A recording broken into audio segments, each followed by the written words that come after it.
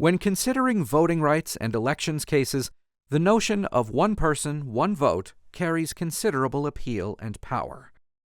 In Westbury v. Sanders, we see the extent to which the Supreme Court supported the idea and the reasons that some justices opposed it.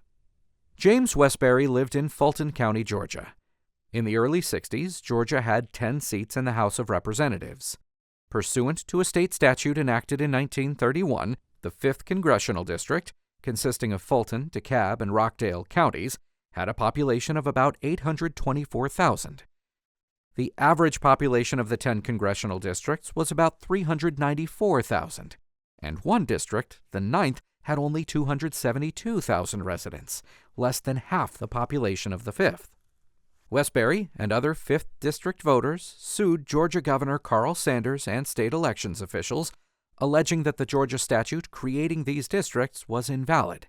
A 3-judge federal district court panel agreed that the 5th District population was grossly out of balance with the other 9 congressional districts, but dismissed the complaint.